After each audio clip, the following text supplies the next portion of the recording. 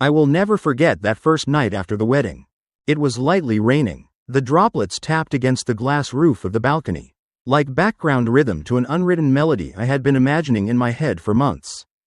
The small apartment I had rented for the two of us was ready since the month before. Not fancy, but warm, filled with soft yellow lights. On the table sat 2 glasses of red wine, a light jazz record playing, and her wedding coat draped casually over the arm of the sofa. Vivian stepped out of the bathroom, her hair still wet, hanging loosely over her shoulders. The ivory silk nightgown slipped down the curves I had once held like a treasure. I looked up at her from the sofa, smiled gently, and reached out my hand like it was a habit. My fingers were still damp with wine, slightly cold, but she didn't come closer. She stood there, right by the door, barely 2 meters away, but it felt impossibly far. Vivian looked at me, then slowly turned her face away.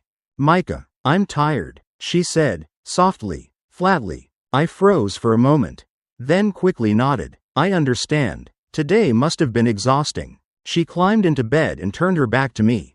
I turned off the lights, lay down beside her, and didn't dare touch the blanket that now lay like a barrier between us. The room was dark, except for the sound of rain, and the ticking clock, counting down to something I hadn't yet found a name for. I closed my eyes. I told myself, "It's okay, just tired. Tomorrow will be different." But the next day, it was the same. And the day after that.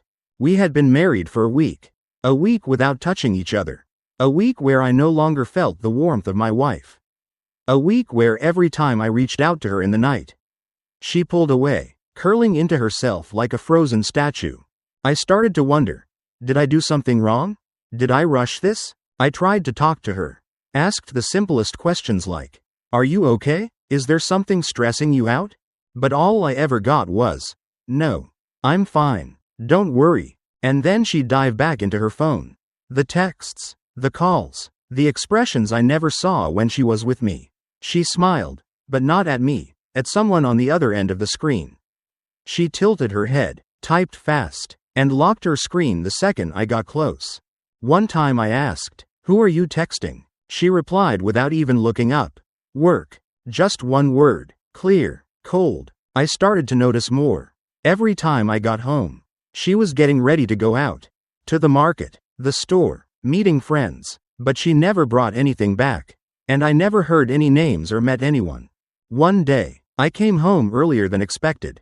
It was windy. Leaves were scattered across the steps. I walked in and saw her sitting on the sofa, resting her head on a man's shoulder. He turned around. "Jason, my brother." I froze in that moment. Vivian stood up like nothing happened. She said, "You're home early." Jason stepped back, forcing a smile. "We were just talking." I looked at them, said nothing, took off my shoes, hung up my coat, and walked straight into the bedroom. That night, I lay on my side facing the window, watching the streetlights flicker like they were mocking me. Vivian lay behind me, not a word. We were married, but in the night, we felt like 2 strangers sharing a room. And inside me, something had already begun to break. And then, in the days that followed, I began to realize something even more terrifying than silence, the feeling of no longer existing in your own life. Vivian started going out more often, offering vague excuses. Groceries, meeting an old friend, stopping by her mom's, but she never brought anything home. I never saw any photos with anyone. No stories about good times or bad. She would just leave, come back, and disappear into a world I didn't have the keys to enter. One time, around 9 p.m., she walked into the bathroom with her phone.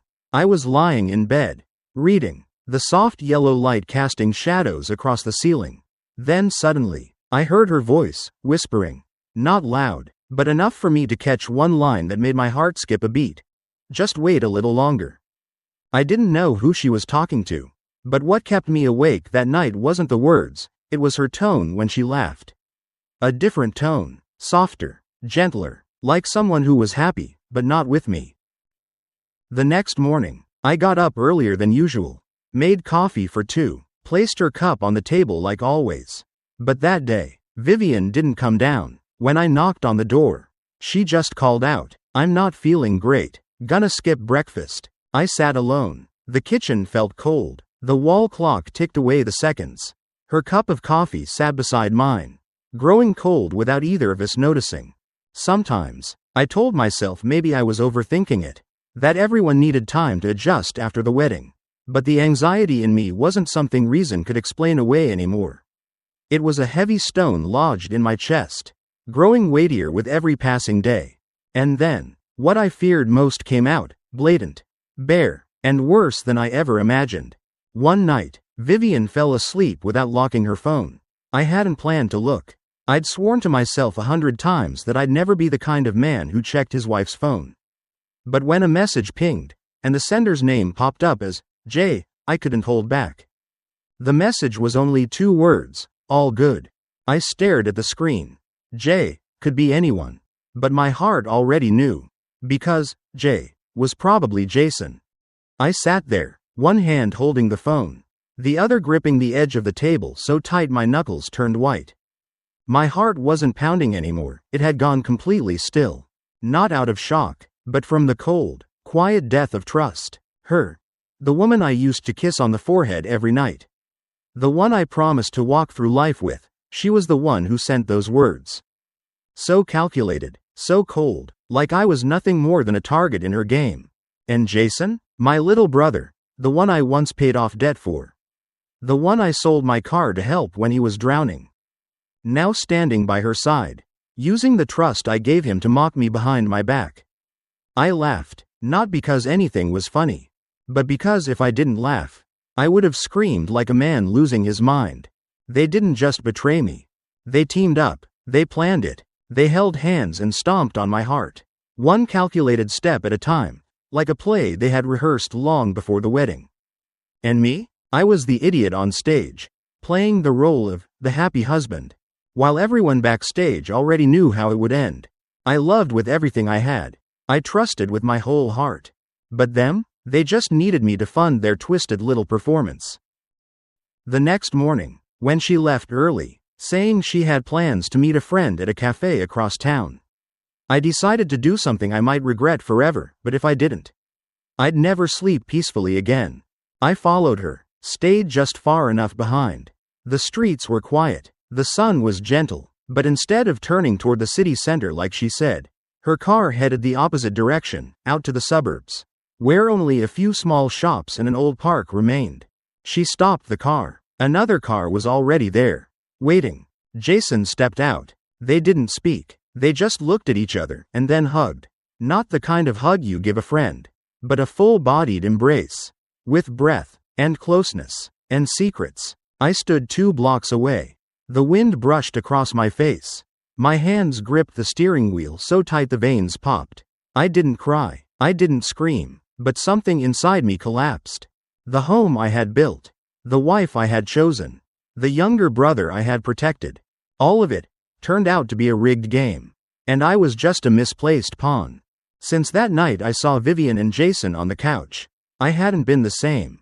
I didn't get angry. I didn't confront her. I didn't explode like some guy on the edge. But deep inside, a door quietly shut. The door called trust. I started watching. Not like a man obsessed, but like someone who'd been wounded so deeply, he had no choice but to protect himself. I tracked her routine, and I noticed. She usually went out between 6 and 8 p.m., the same time I had online meetings with international clients. That's when she'd say she was running errands or visiting her friend Julie. But I had met Julie. She lived in another state. How could they possibly meet in under an hour? Quietly, I installed a tracker in her car. I felt ashamed for doing it, but I also felt relieved. At least now, I didn't have to keep guessing. The next evening, she left again. I opened my phone, watched the little red dot move across the map, then stop at a park, the same one we used to visit back when we were still dating. My heart slowed, my throat dried up. I drove there, parked 3 blocks away, turned off the headlights, sat in silence, waiting. 15 minutes later, I saw her car, and then, another car. Jason stepped out. He didn't look around, just walked straight to Vivian. And they embraced. Long, very long. I couldn't see anything anymore. Everything in front of me blurred, not because of tears, but because my mind simply refused to take in that image. The woman I loved. My younger brother. I don't remember how I drove home that night. I just remember turning on every light in the house, sitting in the middle of the living room, and leaving them on until morning. The house was quiet, but it had never felt this empty. Vivian came back around 10. She unlocked the door like any normal day, walked in, set her bag on the table, looked at me, then said nothing. I said nothing, too. 1 minute passed, then another. Where were you? I asked, my voice dry like paper. Out with Julie. I nodded, looked her straight in the eyes. No argument, no accusation, just looked. She turned away, headed upstairs, as if I were air. That night, I didn't sleep. I printed out the GPS logs, phone records, quietly gathered the text messages I had backed up from our shared iCloud account. Among them was one thread, short, but enough to make me stop breathing. Jason. Keep going. He doesn't suspect a thing. Vivian. Let me get the company transfer signed first. Then we'll figure it out. I didn't feel fear anymore. Or pain.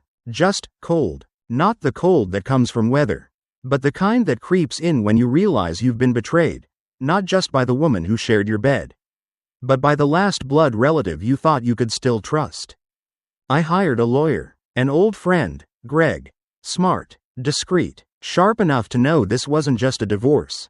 This was war. Greg asked me one question. You got proof? I opened my laptop, handed him a zip file, texts, GPS records, surveillance stills from a public camera in the park, where they kissed like I'd never existed. Greg went quiet for a moment, then nodded. We'll annul this marriage like it never happened, and you won't lose a dime. So I began preparing, methodically, coldly, without emotion. I didn't say a word to Vivian. She still slept in my bed, ate on my dime, breathed the air in my house, and I let her think I was still clueless, still trusting, still in love, until Wednesday morning, when the court summons arrived, right into her hands. I wasn't home when she got it, but the neighbors told me they heard screaming down the hallway.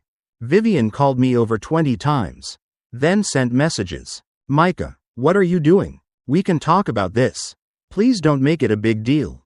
Don't ruin everything. I didn't respond, not one word. That afternoon, I went into the office. Jason was in a meeting with a few engineers. I stood at the door, knocked lightly. He looked up and smiled. What's up, bro? I walked in, placed a file on the table. Resignation letter, effective immediately. Jason's smile cracked. You're joking, right? I looked straight into his eyes, the eyes I once trusted. The eyes I once rescued from a mountain of debt 3 years ago. Get out of my company. Now, no explanations, no begging. You ended it all yourself. Jason stood up, voice tightening. You've got it wrong, Vivian, it's not what you think. I snapped. For the first time, I lost control. Don't say another word. The room fell into dead silence. He lowered his head, quietly gathered his things, and left without looking at me again. That night, I came home late. The lights were still on. Vivian sat in the dark. No music, no food, just her, with swollen eyes. Micah, please, hear me out. I didn't look at her. I love you. I just made a mistake. Jason didn't mean anything. I turned slowly, looked her in the face. You don't love anyone. You love money, ownership. You love controlling people, but you've never loved anyone, not even yourself. She cried. Tears fell. Her shoulders trembled, but I felt nothing. A month ago, I thought I had everything. Now, all I had left was clarity. She packed her things and left the next day. No goodbye, just left the wedding ring on the kitchen counter, right where I had set down her wine glass on our wedding night. After Vivian left, I thought I'd feel relieved. But I didn't. That feeling never came. What came instead was emptiness. I sat in the living room. Lights off, only the faint glow of streetlights slipping through the curtains. The ring still sat on the counter, catching pale gold light in the dark. I stared at it for hours without touching it, as if touching it would make me remember. And I was just too tired to remember one more thing. 2 days later, my mom called. Her voice was soft, shaky. Micah, could you come home for dinner this weekend? I need to talk to you. I was quiet for a moment, then said, I'll come. Honestly, I didn't even know why I agreed. Maybe I hoped she'd hug me, cry with me, tell me, you weren't wrong. I know, son. Sunday night. I went. It was cold. Leaves scattered all over the yard. I parked and walked across the familiar front path, where Jason and I once played tag as kids. Every step now felt like walking across shattered memories. I pushed the door open. And there they were. Vivian and Jason. They were sitting there, in the living room, across from my mother. They were smiling, until they saw me walk in. Then everything went dead quiet, like someone had hit a mute button. My mother stood up, her voice fragile. Micah, sit down. We're family. We have to get through this together. I didn't move. Jason looked at me, eyes pleading. I know I messed up. But you were wrong too, for not letting her be free. Vivian said nothing. She just sat there, her hand resting on Jason's. I looked at my mother. Her face was tight with worry, tears pooling in her eyes. They're still family. Son, Jason is your brother. Can you forgive them? I laughed. A strange kind of laugh. Even I didn't know I was capable of it. Forgive them? You want me to forgive the man who slept with my wife and helped her con me out of money for months? You're taking their side? She trembled, unable to answer. Jason lowered his head. Vivian pressed her lips tight. I took a step back. Each step pulled me further from what they called family. At the door, I looked back one last time. If today you choose them, then I'm sorry. I can't sit at this table anymore. I lost my wife. I lost my brother. I won't lose myself. And I walked away. That night, I drove for 2 straight hours. No music, nothing but the wind, and in the rearview mirror, the only thing chasing me was the shadow of the past. I don't remember exactly how I got through the days that followed. I just remember waking up earlier, not because I had work, but because I couldn't stand lying there anymore. The room felt empty. The pillow beside me still held its shape, but no one would ever come back to flatten it again.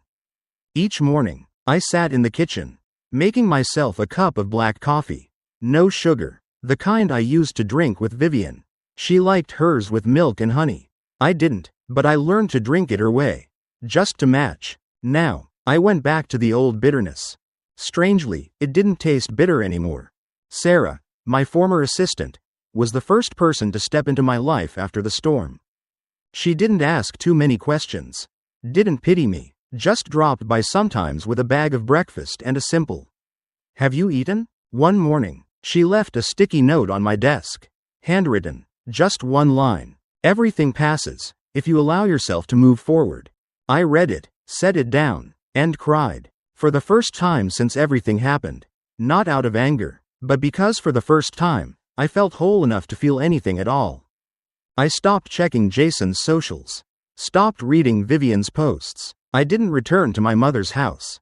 She sent me a handwritten letter after that night. I read it. Slowly, every word, every shaky pen stroke felt like she had written it through tears. My son, I'm sorry. I was wrong, but I'm still a mother.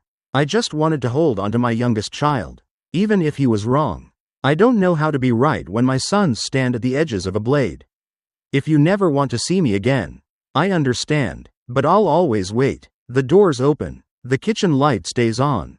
I folded the letter. I didn't burn it, didn't throw it away. I placed it in a drawer, like storing a painful memory that still didn't deserve to be erased.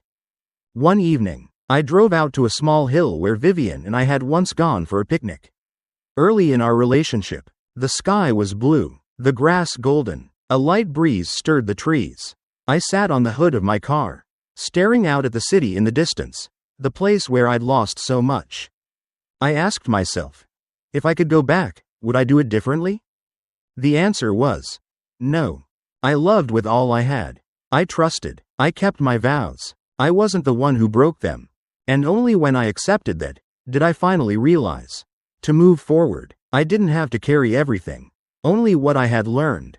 I learned that not everyone who shares your blood will stand by you.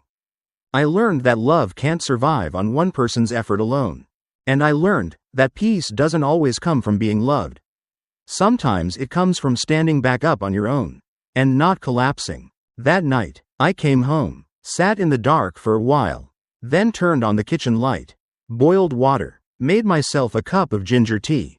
For me, by me. For a long time, I blamed them. Vivian, the woman I once saw as my entire sky. Jason, the little brother I had pulled out of disaster more times than I could count. I blamed them, and yes, they were wrong. But one night, sitting in the kitchen, the refrigerator light spilling out because I forgot to close the door, a glass of warm water in my hand, I realized something. Maybe the first person I should have blamed was myself.